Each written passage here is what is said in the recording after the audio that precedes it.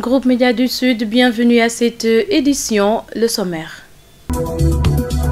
Chaque vendredi saint, le Ngalax est préparé par les chrétiens du Sénégal qui invitent leurs voisins à le manger pour marquer la fin de 40 jours de jeûne. Une équipe de la cellule de lutte contre la malnutrition était à Djikomol et à Kadjinol pour une mission de suivi des activités menées dans le département d'Oussouye. Le Premier ministre Mohamed Boun Abdallah Dionne a annoncé la fin de la crise du système éducatif pour bientôt. Il a tenu ses propos hier à l'Assemblée nationale lors des questions d'actualité.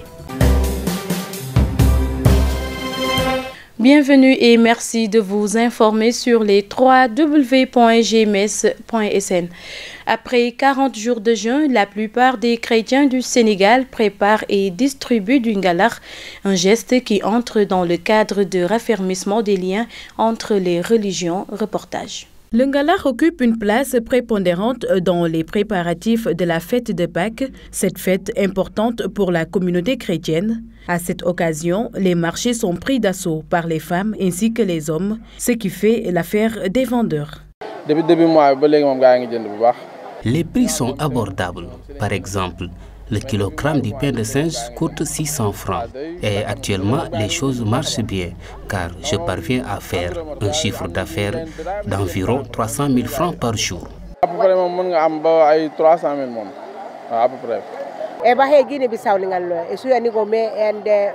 Le pain de singe provient de la Guinée-Bissau. Je vends le pot à 500 francs et la bassine à 8 000 francs CFA. En fait, les prix ont connu une hausse depuis l'approche de la fête et nous sommes obligés de faire avec.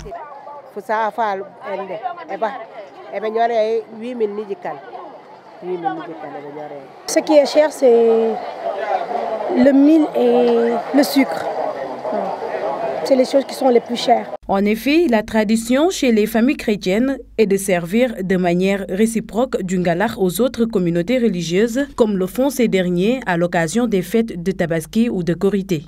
Je sais qu'au Sénégal, il n'y a pas de religion, parce que quand c'est la fête des musulmans, surtout chez moi, on passe ça ensemble avec les musulmans. Et quand c'est la fête aussi chrétienne, c'est la même chose, on fait le même partage que les musulmans. L'esprit de partage est de partout. Oui. On va préparer, distribuer, partager avec nos voisins. Ce n'est pas une obligation, mais si tu as les moyens de le faire, tu peux le faire.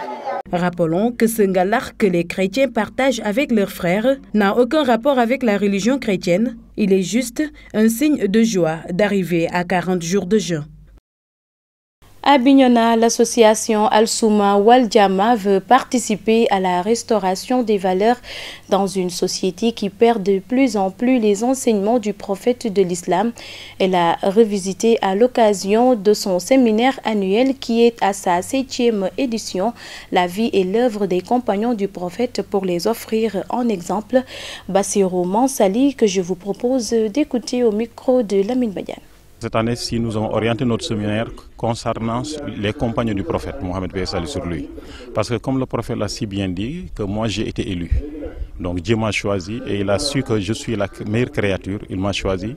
Et en dehors de cela, il m'a choisi mes propres compagnons, qui sont des références pour les musulmans. Le prophète les a éduqués, donc il les a demandés, il les a au moins prônés à ce qu'ils soient des gens qui aiment la paix, qui prônent la paix, donc qui ne vivent que pour la paix. Donc ils n'ont pas le droit de combattre. Quand ils étaient à la Mecque, Dieu les a formellement interdits de combattre. Il les a dit que maintenant, abstenez-vous, endurez. C'est au moment où ils étaient à Médine, donc avec le prophète Mohammed, où ils ont eu la force, Dieu les a demandé de se venger. Mais en se vengeant, même en se combattant, ils n'avaient pas le droit de tuer une femme. Il n'avait pas le droit, exemple, de tuer un enfant. Il n'avait pas le droit de tuer un vieillard. Et maintenant, tout chrétien qu'il trouvait dans son temple là, en train d'adorer son Seigneur, il n'avait pas le droit, exemple, de le toucher. Ni l'agriculteur qui est là, il devait défendre leur intérêt. C'était d'inviter les gens à la foi. S'ils acceptaient, tant mieux. S'ils n'acceptaient pas, mais s'ils faisaient partie des gens, donc les adeptes, que ce soit des chrétiens ou bien des juifs, qui au moins ont connu une révélation. Cela veut dire, exemple, le prophète Moïse. le prophète Insa, ceux qui étaient ses disciples, ils pouvaient conserver leur religion à condition de payer tout simplement l'impôt. Non, ces leçons pour le monde d'aujourd'hui, c'est tout simplement de suivre leurs traces. Toute personne ou bien tout croyant, même s'il est dans des difficultés, s'il se rappelle de l'histoire d'un de ses compagnons, il saura que ces gens-là, ils ont enduré plus que lui. Donc ça leur permettra de garder leur dignité, de garder, exemple, l'honneur qu'ils ont, de ne jamais mentir, de ne jamais voler, de ne jamais trahir, de ne jamais corrompre et de vivre dans la paix, essayer de préserver la paix pour les autres. Parce que le prophète dit qu'on n'est pas croyant tant que ce que l'on aime pour soi, on ne l'aime pas pour son prochain. La cellule de lutte contre la malnutrition et l'agence d'exécution africaine étaient ce mercredi dans la commune de Moulampe pour une visite de suivi des activités. Une rencontre qui a permis d'avoir un aperçu des résultats dans les sites de Djikomol et de Kadjinol. Youssou Kamara est le responsable de zone du projet Pink. Il est au micro de Famara Demba. Quand on parle de lutte contre la malnutrition, c'est vraiment pour lutter pour le développement du pays parce que ces enfants qui seront l'avenir de demain, s'ils ne sont pas bien portants, s'ils sont atteints par la malnutrition, avec toutes les conséquences que cela engendre, il va sans dire que c'est vraiment le développement même du Sénégal qui est compromis. Tout ensemble, dans un élan de solidarité, les gens l'ont compris, donc voilà ce qui me fait encore dire que c'est une satisfaction totale que j'ai vue par rapport à cette rencontre d'aujourd'hui. Que ce soit à Kadjifolo, que ce soit à Kadjinol, parce qu'au niveau des sites où nous intervenons et de localités, c'est la même dynamique qui se trouve. Le paquet de cellules est composé des activités de suivi promotion de la croissance avec les pesées mensuelles des enfants de 0 à 23 mois. Il y a aussi le dépistage que les gens effectuent tous les 6 mois. Il y a le suivi accompagnement par les agents du projet, donc c'est les supervisions, c'est les visites de sites de routine en collaboration avec le district, les ICP. En dehors de ça aussi, il y a la PECMAM, la prise en charge des enfants malnutris modérés, ce qu'on appelle la PECMAM. Donc ce qui veut dire que la supplémentation à travers des démonstrations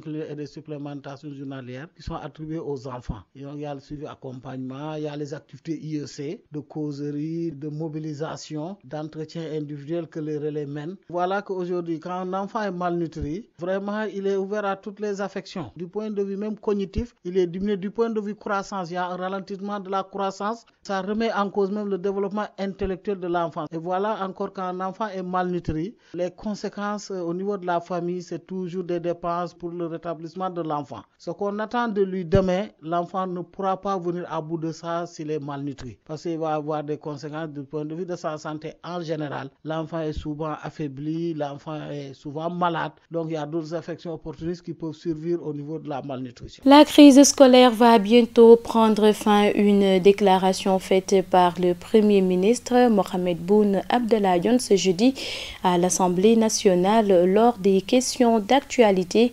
En ce qui concerne les rapts d'enfants, le ministre de l'Intérieur et de la Sécurité publique, Ali Ngouille, affirme que plus de 1000 personnes sont interpellées là-dessus. Mamadou Fall.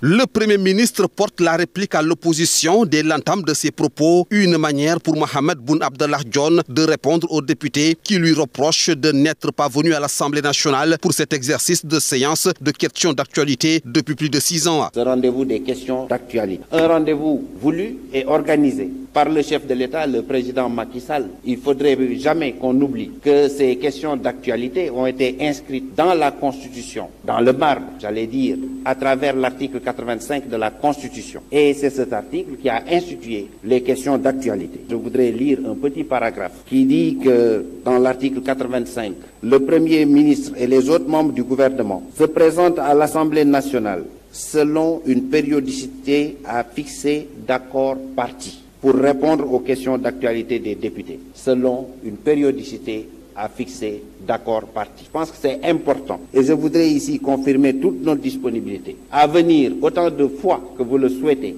à répondre à votre invitation. Nous ne sommes pas venus parce qu'il y avait la session budgétaire également après ma déclaration de politique générale. Mais nous sommes prêts à venir selon une périodicité à fixer d'accord parti telle que en dispose la Constitution. Les mois de février et mars restent marqués par des cas d'enlèvement et de meurtre d'enfants. Des dispositions sécuritaires ont été prises par la police et la gendarmerie, rassure le ministre de l'Intérieur Ali Ngouille, qui informe d'ailleurs que plus de 1000 personnes ont été interpellées. Ces derniers temps, nous avons vécu des événements douloureux, notamment les mois de février et mars, avec les meurtres de Mariama Doumbouya, une fille de 8 ans à Petit Mbao le 24 février, de Fallouba également le même jour à Touba Kernyang, et le dernier c'est Fallou Diop le 19 mars après une disparition de 4 jours. Quand ces événements sont survenus, nous avons déjà au niveau donc de la police et de la gendarmerie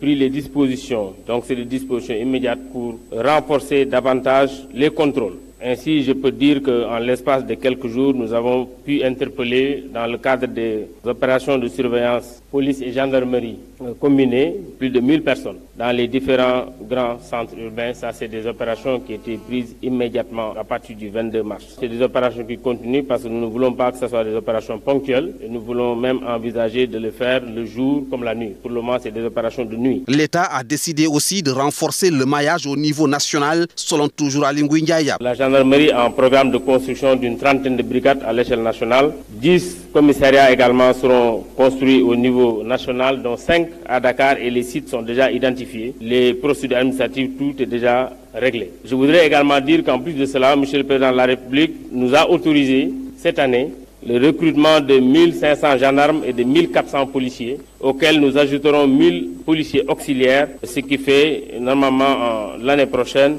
près de 3000 nouveaux agents de police et de gendarmerie pour renforcer donc la sécurité au niveau national. L'actualité reste aussi dominée par la question des parrainages. Le Premier ministre Mohamed Boun Abdallah Dionne apporte des éclairages. Cette question des parrainages qui est agitée, c'est là depuis 1991 pour les candidatures indépendantes uniquement. Alors, ce n'est pas le mode d'élection, parce que j'ai entendu encore hier certains dire c'est inscrit dans le marbre, on ne peut pas modifier le mode d'élection. Le mode d'élection, on ne le modifie pas. Nous, on n'a pas dit avec 25% on passe au premier tour. On n'a pas supprimé le premier tour. Ce n'est pas le mode d'élection qui est remis en cause. Ce que nous disons, c'est Sénégal pour tous, parrainage pour tous. C'est tout.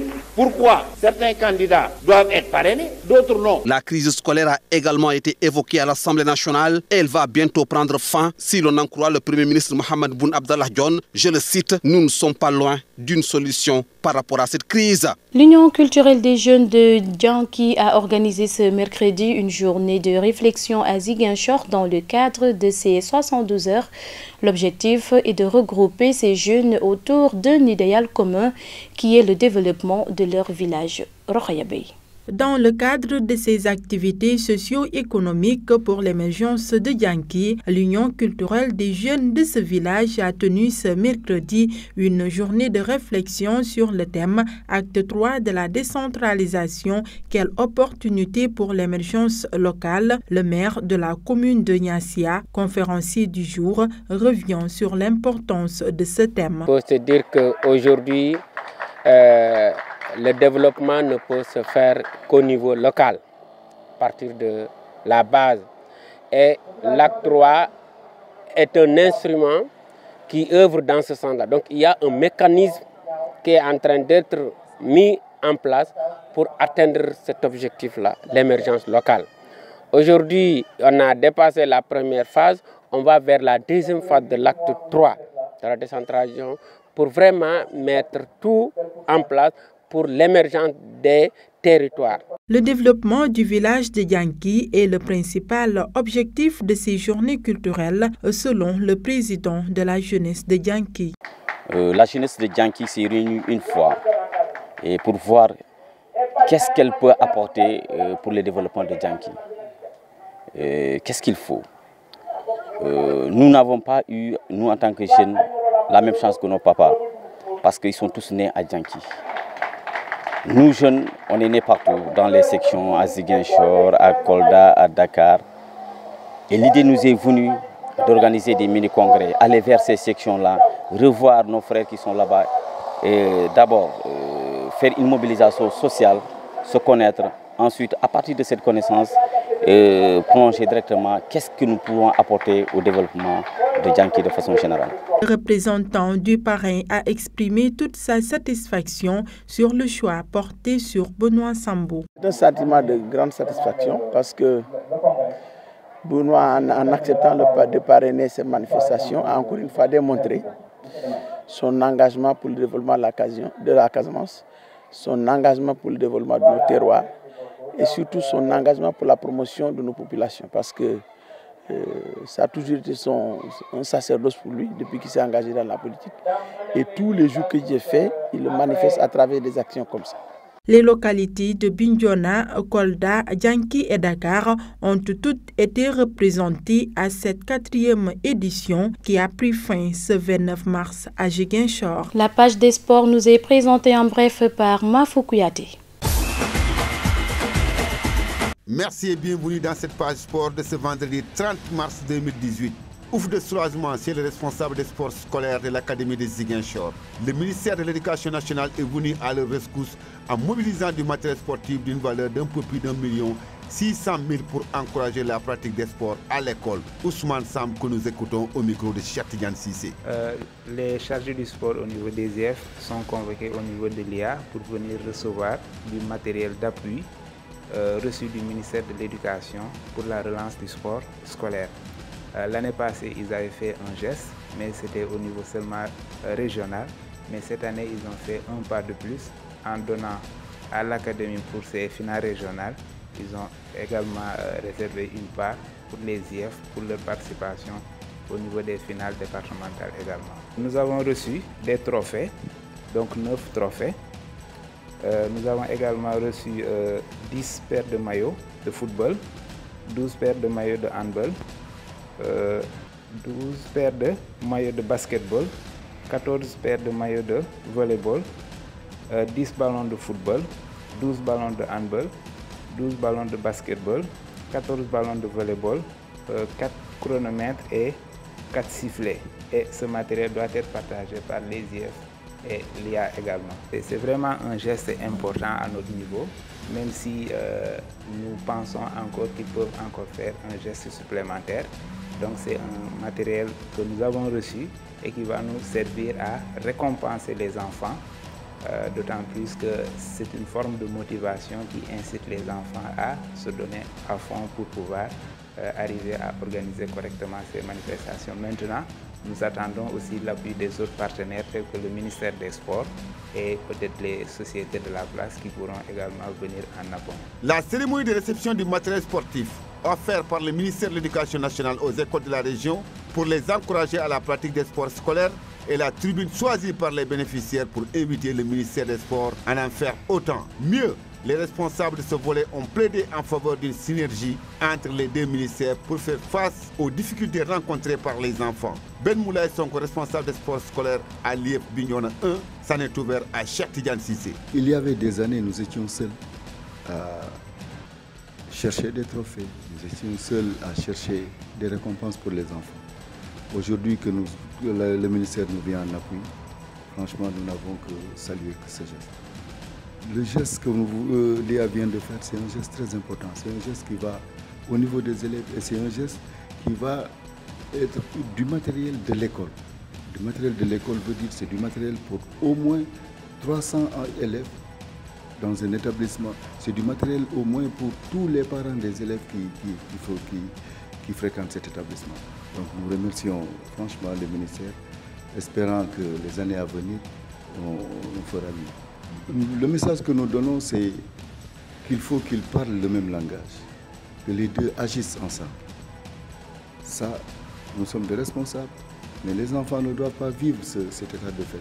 Ils ne doivent pas savoir que ceci est du matériel de l'éducation, ceci est du matériel du ministère des Sports. Ce qu'on attend de l'État, c'est qu'on ait du matériel de l'État pour le sport scolaire.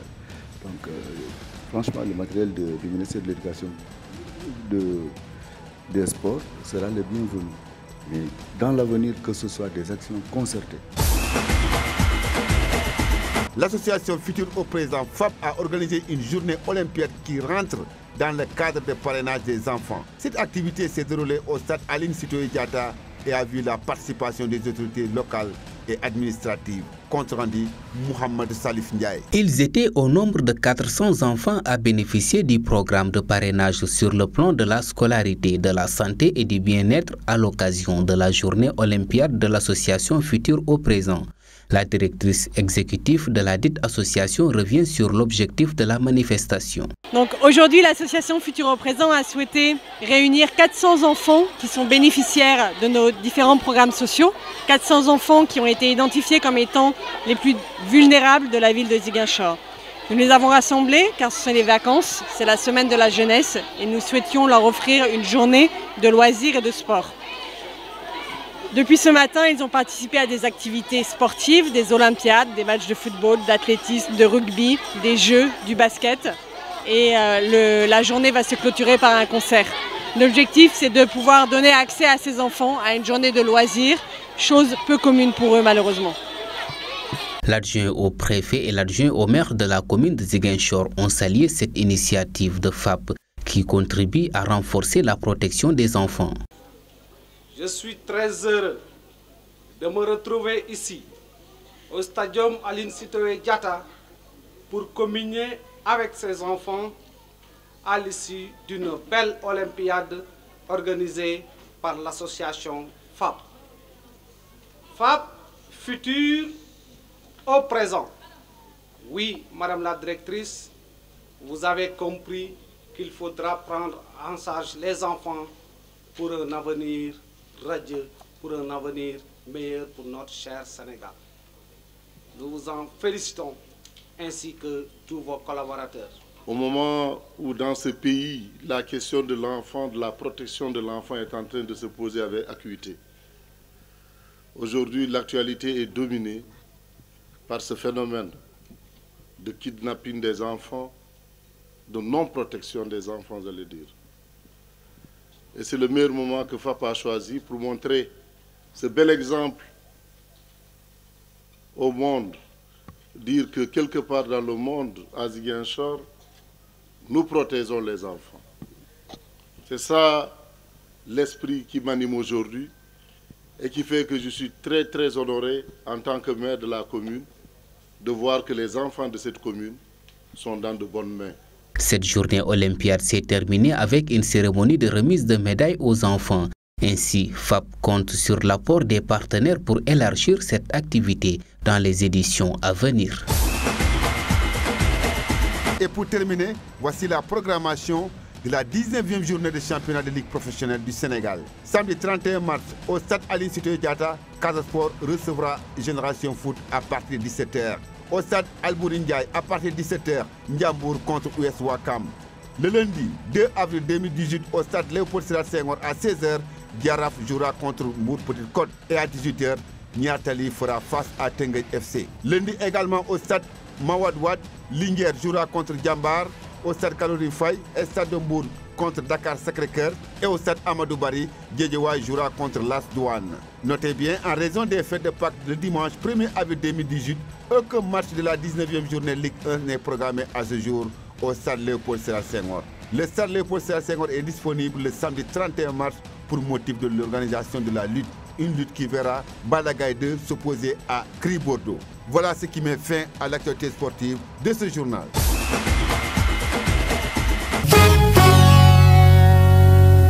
L'actualité internationale nous mène en Libye, en Birmanie et en France.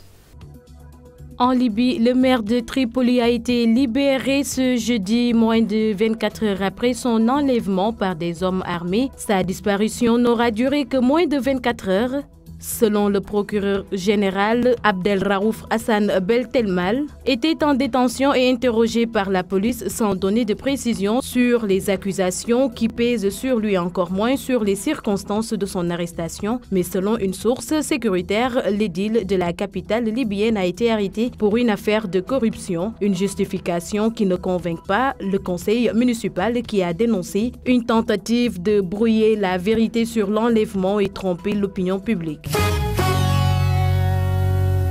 En Birmanie, deux journalistes sont poursuivis pour avoir publié des informations. Interpellés le 12 décembre par la police birmane et placés depuis en détention provisoire dans l'attente de leur procès. Ces journalistes sont mis en cause pour avoir enquêté sur le massacre de 10 Rohingyas par l'armée et des villageois bouddhistes. Ils risquent 14 ans d'emprisonnement. Les journalistes s'appuyaient sur des témoignages de villageois bouddhistes, de membres de forces de sécurité et de proches des hommes tués. En Birmanie, près de 700 000 membres de la minorité musulmane Rohingya ont fui les violences de l'État Rakhine en Birmanie depuis le lancement en août 2017 d'une offensive de l'armée birmane contre les rebelles musulmans. Et enfin, la France ne prévoit pas de nouvelles opérations militaires sur le terrain dans le nord de la Syrie en dehors de la coalition internationale anti-Daesh, a affirmé la présidence ce vendredi. Cette déclaration vise à rectifier les déclarations de responsables kurdes indiquant que Paris allait envoyer de nouveaux troupes dans le nord de la Syrie. La revue des quotidiens parue ce 30 mars 2018 nous est présentée par Sissa Okoli. Bienvenue. L'actualité politique avec notamment le passage hier du gouvernement à l'Assemblée nationale pour les questions d'actualité, la justice avec le verdict du procès de Khalifa Sall attendu ce jour et les faits de société meublent la une des quotidiens sénégalais paru vendredi. Dans Vox Populi, le Premier ministre Mohamed Boun Abdallah Dionne réplique aux opposants en affirmant « Nous disons parrainage pour tous et tout ». Selon nos confrères, face aux députés, Dionne étale le programme de campagne de Macky Sall pour la présidentielle de 2019. Le PM face aux députés, une session riche en éclairage, rapporte Le Soleil, soulignant que le gouvernement a parlé entre autres sujets des négociations avec les syndicats de l'organisation de la présidentielle 2019, du parrainage, des raptes d'enfants, du nouvel appui au monde rural. Le Sénégal est en mouvement, affirme le PM John. Dans l'AS, il ajoute Sénégal pour tous, parrainage pour tous. Délibéré de son procès dans l'affaire de la caisse d'avance de Dakar, Khalifa saura son jour aujourd'hui, écrit Vox Populi. Jour de verdict, jour de vérité, renchérit le journal Sud Quotidien. Affaire de la caisse d'avance, jour de verdict, note à son tour Enquête Quotidien sur sa page de titre. Là, ce s'entretient avec le président de l'Union des magistrats du Sénégal, UMS, Souleymane Teliko, qui affirme il y a une mainmise de l'exécutif sur la justice. Personne ne peut contester le manque d'indépendance de la justice. Revenant sur le phénomène des raptes d'enfants suivis de meurtres, Vox Populi renseigne que le procureur s'autosaisit. Le Témoin publie sur un trafic de fausses déclarations d'importation de sucre et note sur sa page de titre 3 fraudeurs arrêtés. En sport, Stade Quotidien revient sur le mondial 2018 et note Kara incertain. Axe Koulibaly Djilo s'intéresse ce journal sur sa page de titre toujours. Sunu Lamb publie sur l'open press de Gris Bordeaux d'hier et note le show de Gris vire au fiasco. Bonne lecture. Chers internautes des www.gms.sn, c'est tout pour cette édition. Merci de l'avoir suivi. Excellente suite des programmes sur les www.gms.sn et sur la 89.3 FM également. Au revoir.